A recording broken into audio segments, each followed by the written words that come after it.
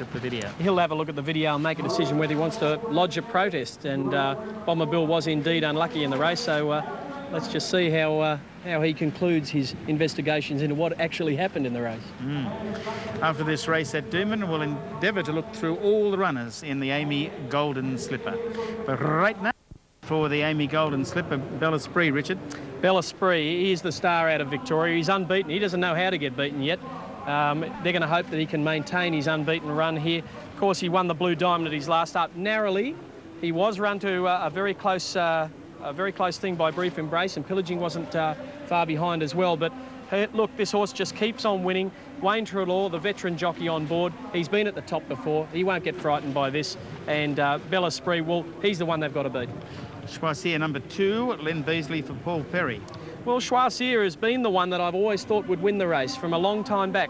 But he put in just a bit of an indifferent run last start, and they did say that his feet were a little sore after the race. They have fitted him with special pads under his shoes to make sure that he gets a bit more of a cushioning effect off the track. He's a very strong horse with a very strong finish. Drawn barrier 9, he'll probably get back and he'll be rattling home soon. Yeah, as against last time, the speed will be really on in this race today.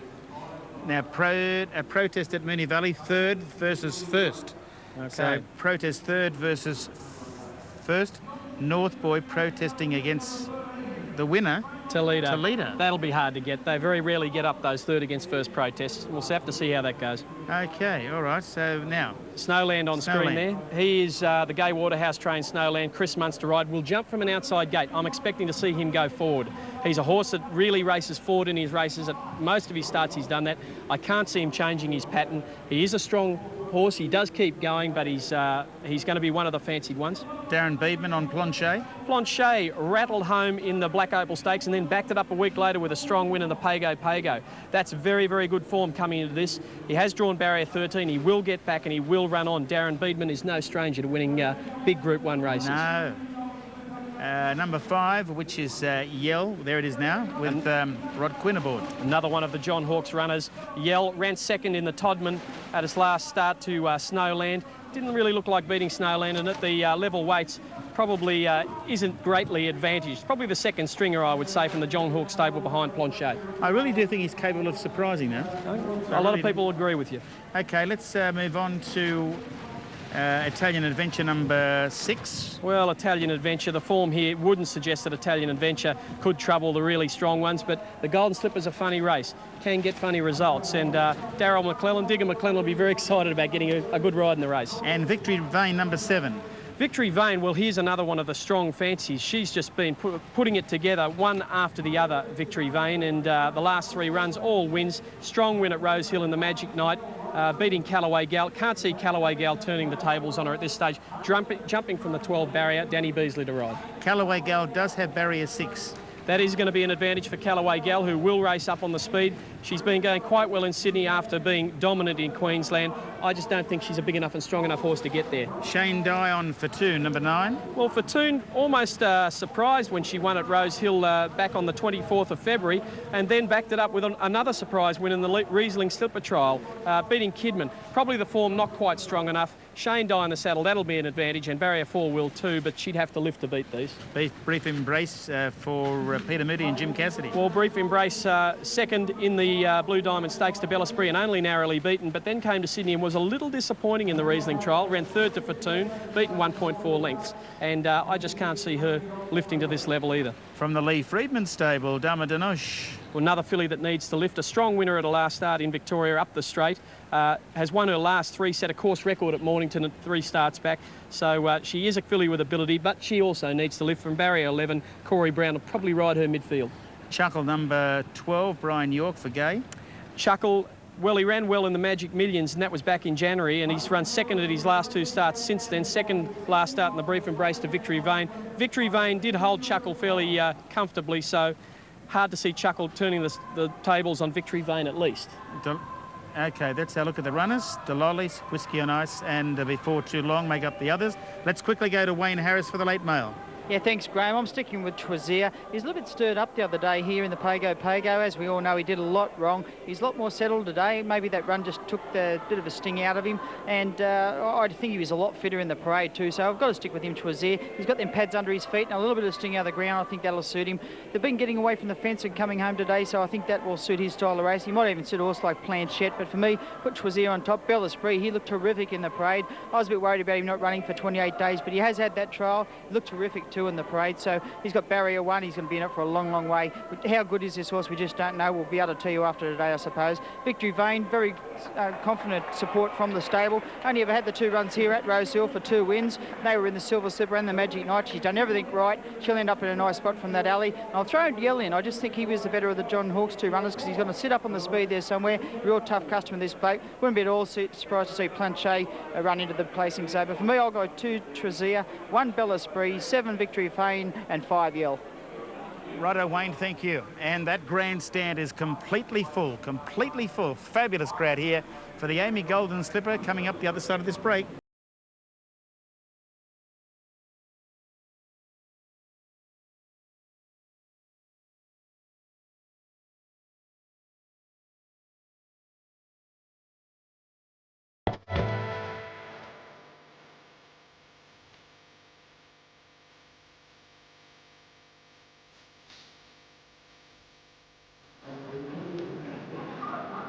Right, now let's have a look at the market for the Amy Golden Slipper.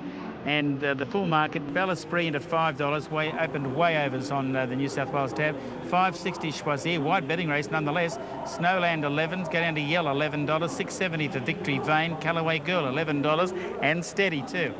Number 8, 14 for Toon, 14 for Brief Embrace, and the others chuckle at $10. Earlier on, Joe McKinnon caught up with Wayne Treloar. The countdown towards the Amy Golden Slipper is well and truly on, and the man on my right is in the box seat this afternoon. Wayne, how are you feeling for the big one? Yeah, pretty good, Joe. I hope you're right. I hope I am in the box seat. Yeah, the nerves hadn't really started to set in. Actually, I was pretty relaxed just before I come out. I was half having a snooze, actually. You had a bit of an injury problem during the week, Wayne. Everything okay now? I had a pinched nerve in my hip. Just slept on it the wrong side and woke up with it, and a couple of days I was sort of a little bit sore, but back into action now and feeling pretty good. The 1 alley, could he be vulnerable from there? How do you think you'll ride him? Oh, well, I'll let them probably go a little bit. If they're going to go too hard, I'll let them go, but I can only just play it by ear, I think. John Simons, his trainer, believes he's bigger and stronger than he was going into the Blue Diamond. Yeah, I feel he is. I feel the horse has done pretty good up here. He's pretty happy. It's not too hot today, and there's a little bit of a cool breeze, so I reckon he won't get that hot under the collar. Is this the most pressure you've ever been under in your riding career to date, Wayne? Nah, Blue Diamond was a lot of pressure. After we got the first Group 1, I think the second one comes pretty easy, I think. What would it mean to win the Amy Golden Slipper? Well, there was only 2 races I ever wanted to win, was the Slipper and the Melbourne Cup. We're halfway home, aren't we, if we win that? Good luck this afternoon, Wayne. Thanks a lot. Wayne Treloar, he rides the hot favourite in the Amy Golden Slipper, coming up soon. Yeah, good luck to you, Smokey. $4.80 it's into now, Bel Esprit. Have a look at it on the super tab, $2.80. The Southern States really love Bel Esprit. Now, Victory Vane is, there's a whole group of owners that are involved with Victory Vane. Bede Murray, the trainer, earlier on. Joe caught up with Bede as they're prepared to get set here for the Golden Slipper. Victory Vane, despite the awkward alley, should be very hard to beat, Bede. Yes, her preparation's been absolutely perfect as well. The last 3 ones have been really very, very good. And, you know, when I first heard 12 barrier, I was a bit despondent about it, really. But when I analysed the field, there's plenty of speed drawn inside and plenty of speed drawn outside, and by the time, you know, that speed moves forward, I hope, we could finish up running 5th or 6th, perhaps in the box seat. How well is she today? Well, I said last week when she raced she would peak today. I thought last week's run would improve her, and I think it has. You've always maintained she's a terrific slipper chance. Do you still believe that on race day? Yes, from about halfway through her preparation when she won the Silver Slipper. I really thought then she was you know, a very genuine Golden Slipper filly, and she's done nothing to make us think different. Good luck today, Bede. Thanks, Joe. Thank you. Thanks for your time. Okay, yeah, Bede Murray, and they're commencing to move up into line now for the Amy Golden Slipper. Dharma Danosh from the Lee Friedman table. What does that mean, by the way? Lady of the night, I believe. She's number 11. That's my lucky number. Mine too. She's drawn barrier 11. Probably finish 11th. Don't say that. What are you going to tip? I think I'll tip Choisir. I'll stick with him. Oh, I've had something on Fortune, number 9. And, yeah. All right. All systems go now. It's for the Amy Golden Slipper for 2002. There's the market on the screen. And for his graphic call, here's Ian Craig. And he's just walked in beautifully, Bella Spree. He's the tote favourite in New South Wales. He's down to 340 and 250. Choisir, number 2, 580 and 240. But in the ring, in the bookies ring, the favourite is clearly number 2, Choisir, in front of number 1, Bella Spree. And Victory Vane, the little filly from the south coast of New South Wales, has had very good support late. And she's third pick and the only other horse that is under the double figures. Previous of the day, going to 60 seconds by a whisker. Number 4, Brian York from 1, Hosanna, 3 Keys and 2, Vapor Trail. Ethereal got home by an eyelash from Universal Prince and the BMW. Prince of War won the third, Uga Chaka the second. And You Had Your Warning won the first race of the day. Now, Whiskey on Ice, Bernadette Cooper's ride is going in, minus Bernadette. Pardon me. Here's Shane Dye coming forward on one of the Clary Connors reps. Fortune, both Shane and Clary have tasted Golden Slipper success on 4 occasions. The Queenslander Hope Callaway Gal with that man Scott Seamer aboard is about to walk forward. Snowland has drawn wide, so we've got Snowland along with Italian Adventure, Before Too Long and Yell. They're the horses to move in for this afternoon's 2002 Amy Golden Slipper. $2.5 million in overall prize money, $1.5 million to the winning connections. Choisir went around at the barrier in company with one of the clerks of the course. He was quite settled today. Now, Before Too Long, one of the rank outsiders, is about to walk into the gates. Before Too Long is there. Starter climbs the stand. Oh, there's trouble with Delollies. Pardon me, Delollies and rider Stathy Katsidis have parted company there. They're almost set to go when Delollies started to play up. Started gesticulating to his barrier staff.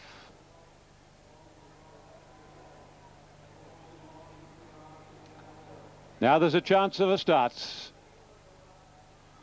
Racing in the Golden Slipper, and by golly, that was a good break. And Yell, the actual best to commence. Away very quickly Before Too Long. Up there is Fortune, and going very, very quickly Victory Vane, followed by Snowland. Bella Spree just behind the leaders, 1.5 lengths to Brief Embrace. And then comes Callaway Gal as they sort themselves out, followed by Chuckle, 1.25 lengths Italian Adventure, followed closely then by Dharma Danoche, and then Choisir, who's well back on the run. And the same for Planchet. And then comes Whiskey on Ice, and last of all Delollies. 600 out, and Before Too Long from Victory Vane. Snowland third, Yell fourth from Brief Embrace. 1 length Fortune, followed by Bella Spree, Callaway Gal, Chuckle off the track from Dharma Danoche, and then Italian Adventure, Planchet, and Choisir's on the extreme outside, well in the straight in the slipper. Here's Victory Vane pouncing on the roughie Before Too Long. Snowland, Yell, Brief Embrace, and then Bella Spree, Callaway Gal, Chuckle, Planchet, and Choisir.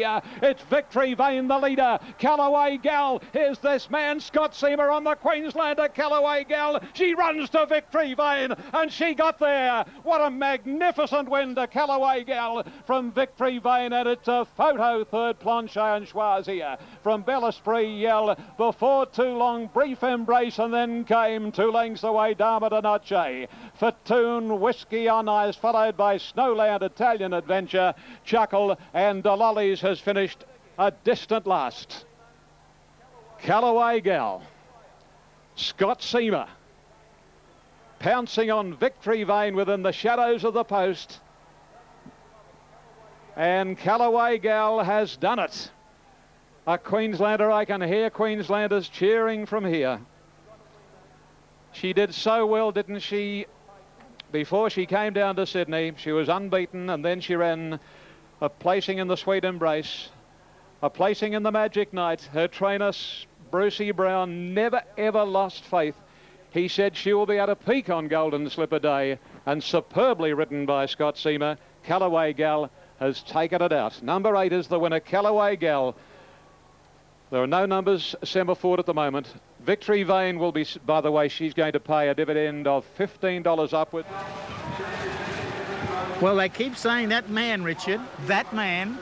Scotty Scott Seamer. Can you believe it? Can you believe that Scott Seamer could win it again? She's done what I never thought she could do, Callaway Gal. Let's go to John Tapper. I believe he's with Bruce Brown.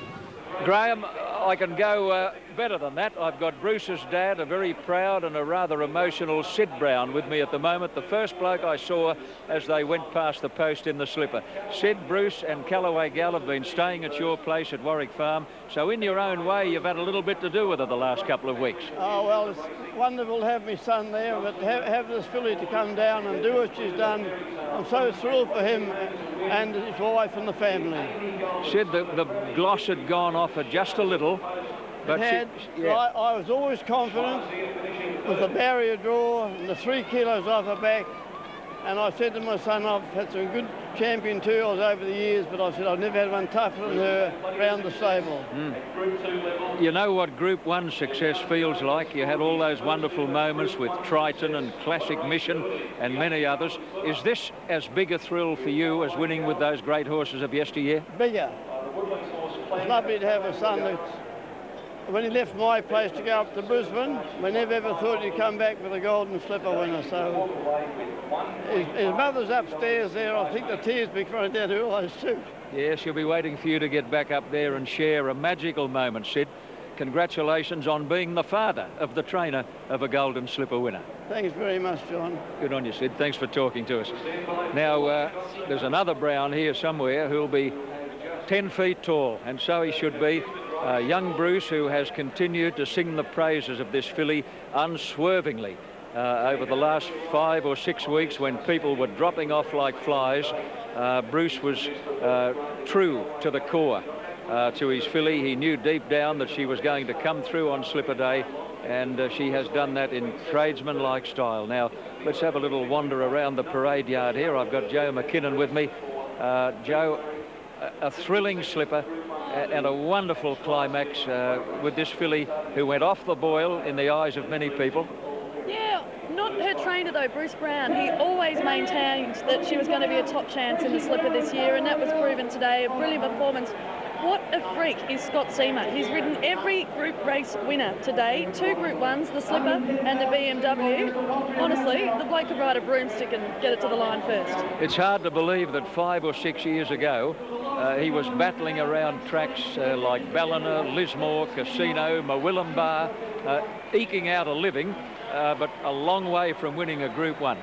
And you don't find a more determined, focused jockey than Scott Seamer at the moment. A few weeks ago, I walked this very course with Scott, the Golden Slipper start we walked from to the winning post, and you could just see how determined he was, and that's what makes him a cut above them at the moment. He's amazing. Well, here he is. Joe, you join me with this interview. Bruce Brown, congratulations. Just doesn't seem enough for us to be saying to you. I just can't imagine how you feel. No, it's unbelievable. I've always thought that, you know, she'll just peak today, and she has. Fabulous. There's your very proud dad, the first bloke we saw after the race, and he is so thrilled. No, it's great, yeah, it's fabulous, yeah. It's a dream for a trainer like me, you know, small team, and we had to give that little break, and I thought, I mean, only horse going to the race a bit fresh, and she was. Now, Bruce, when you came to Canterbury to the night meeting, she blew the house down after that race. You'd been pretty easy on her, and she hadn't raced for a while either, had she? She had only had 2 goes before that run, and then the other day she had a pretty hard blow, about a quarter of an hour, and then she's back to herself again. So no, today she's spot on, quiet week, and kicked the zip into it. Now, how far back did she get in the run here today? 6th or 7th? Yeah, I think she might. I don't know. She got a little check early. I'm not too sure. A bit hard to see when I was sitting, but she got back fair and I might have been. But hey, they were going quick and something had to stop, and she got that 52.5, and that was going to be the magic at the finish. Yeah. Got a big ticker. Bruce, to think that we once thought she was a half-mile speedball. Yeah, I didn't. She won 1:1200, 1:10 easing up, so I thought she'd run about 1:09.5, not 1:88. She's by a big, gangly, loose action horse called Clang. Yeah. I would never have believed he'd sire a Golden Slipper winner. No, but they all got speed, and you know, we'll just enjoy it. Bruce, you've done Queensland proud. They'll be doing handsprings right through the state of Queensland. Well done, although we claim credit because you really are a New South Welshman. I'm a Kiwi too, so don't forget that. Well done, mate. Thank you, John. Bruce Brown, what a job. A great job. And now, what about an owner, folks? Who owns Callaway Gal? I'm swept away in the excitement of all. Callaway Gal is raced by R&P Brennan, M and Mrs. A. Caldwell and R.J. Hamilton. And I wonder where they are. They'll be somewhere near the winner's circle, so let's go and have a look, Joe. You better come with me, I'll get lost. Yes, Victory Vane. Let's spare a thought for poor old Bede Murray here today. Beaten a whisker in both Group 1s. I know it was going to be Bede's day, theoretically, but it hasn't worked out that way. Still to finish second in 2 Group 1s, there's nothing wrong with that. He'll be happy. It's a lot better than 7th. Scott Seamer, where is he? Heading towards the scales. We'll see if we can grab Scott for a few words.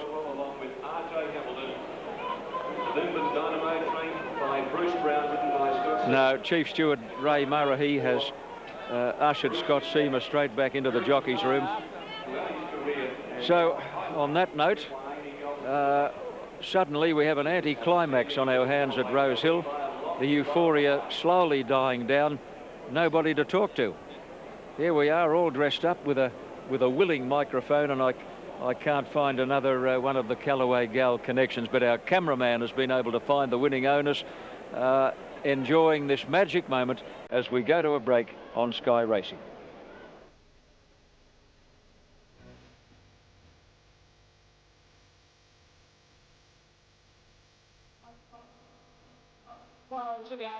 Victory Vane, the leader. Callaway Gal is this man, Scott Seamer on the Queenslander. Callaway Gal, she runs the Victory Vane, and she got there. What a magnificent win to Callaway Gal from Victory Vane. Come racing with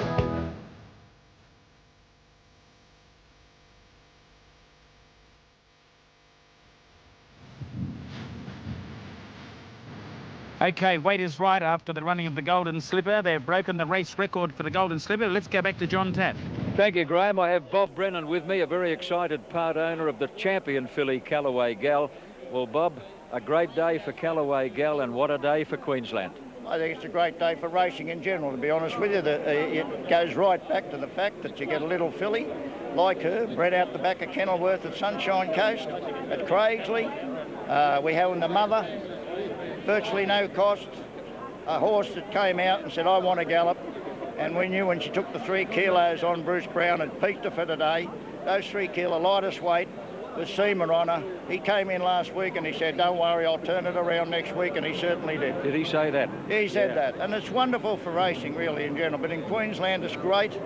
And to us, we're just, you know, not professionals in the business. We've had Emma's a fair bloke before, but she's an enormous little filly. Now, Bob, I believe you travelled down in convoy with the filly. Well, the filly came down here and stayed at Sid Brown's, Bruce Brown's father, who you know is a trainer in his own right. We've just spoken to Sid on air. He was very excited. He's looked after it. Yep. And it came down with the people at Craigsley, brought it down in a special horse float that's got a video in the front so they can watch her. And Brown, he's done a tremendous job, really. I mean, the disappointment of the Tommy Smith slipper when she hurt herself in Brisbane. And, you know, we were all very disappointed. She couldn't run. Don't worry about it. Let's get on with it. Yeah. We'll get there, and here we are. Well, this has certainly kick-started the career of Bruce Brown. He has suddenly emerged as a Group 1 trainer, and it's all go from here on. I think he deserves it too. He certainly and does. I hope he goes from better to better, and it's great for Queensland racing. It needs a bit of a kick up there, you know. Now, you've had lots of horses. No, but I've only been 10 years. Merv's had about 20 years. We've only had one other successful horse, which was Emma's Affair, which won the $1 million Pelican Waters up at Colbert Park. You may remember that. I do. Apart from that, that's been our claim to fame at this stage. Yeah. But we'll do better. Well, Bob, the victory dais awaits you. Hop up there, look at that 25,000 strong crowd and enjoy every moment of your day of days. Thanks very much. And congratulations from all of us at Sky Channel. Thank you very much. Thank you, Bob. Well done. Well, Shad, we can only imagine how it must feel. Yeah, we can, John. And that was absolutely fabulous on your part and Joe's and Richard. That really is one hell of a fairy tale story come true. It is an absolute fairy tale. They must be over the moon. Last few runners moving in here at Cheltenham for race 6. But, gee, what a great story. And the papers will be full of it tomorrow. And they've broken the race record, as we said. Yes. Yeah, that's one of the magic things of racing, isn't it? Yep. We'll talk more on that later. Let's take it to Hilton Donaldson. The last one up is Just Pete. And they're just about ready. Nearly set to go. Just Pete's rider climbs back aboard. This is the Nitschke Stakes, our feature 3-year-old race, or the feature race for the day for 3-year-olds. A listed affair. Berezny drawn nicely in 2. They stand well. Storming by his right. Oh, Just Pete lunged to the gate. Upset Pray in Vain a little. Racing Pray in Vain was out fast, showing good speed. Crowned Love going quickly. Prince Rajah storming by. Flighting's up there early. Now working over from a wide gate. Latte starting to accelerate, followed by Tully Dane and Berezny back on the rails. Then Gorgeous Guru, Just Pete, wider out K-Gon from Mountbatten, 2 away to Shanghai Moon. From Renano, Brightia back towards the tail with Tormentus, Elathea, and last is Victorix. 900 metres to go, and the pilot taking over. Latte sped across and led one of its 4 stablemates, and that's Flighting. Third, Prince Rajah from Crowned Love, Tully Dane. Then Pray in Vain, followed by Storming by K-Gon, wider out. Getting off the inside now was Berezny on its inner. Now Just Pete, followed by Gorgeous Guru, Shanghai Moon, Mountbatten, Elathea. A long way back, Tormentus, followed by Renano, Brightia and Victorix at the 500. And it's Latte trying to do it all of the way from a wide barrier. About a half length in front of Flighting and 3 wide Crowned Love. So Tony McAvoy's 5 runners, 3 of them, 1, 2, 3 around the corner in the Nitschke. But Tully Dane's coming at them and Storming by, switching to the outside of that runner and coming into it. Then Prince Rajah, Pray in Vain, looking for a run. And K-Gon down the outside with Shanghai Moon. Tully Dane shot to the lead under the 58. Is he a target? He's hanging on, but Storming by is picking him up. Tully Dane grabbed by Storming by. K-Gon, Shanghai Moon with a late run through the centre is Berezny, but Storming by won it. Storming by first, close for second. Tully Dane or Shanghai Moon in a photo. K-Gon close up. Berezny ran out of racing room over the final stages. It is in a photo for second and third. And then wider out, Gorgeous Guru making late ground from Renano, Brightia. Latte knocked up Just Pete. Victorix from Crowned Love, followed by Tormentus, Prince Rajah flighting towards the tail with Elathea. 1:23 and 54 and Storming by, ridden by Travis Creek. Adelaide's leading rider for Brian Mayfield Smith. Storming by, number 9 is first. A great go for second, Tully Dane and Shanghai Moon, the principal runners. And Berezny in the middle. Tully Dane's got the nose out, that'll be enough. He'll get second, Tully Dane. Righto, thanks Hilton. Yep, Brian Mayfield Smith taking Storming Bay over to Adelaide and winning the listed Nitschke Stakes 550 and 240. Right, let's have a look at the Sunline Stakes. The next race coming up at Flemington. Short time ago, Alf Matthews caught up with Damien Oliver, who's riding Tickle My.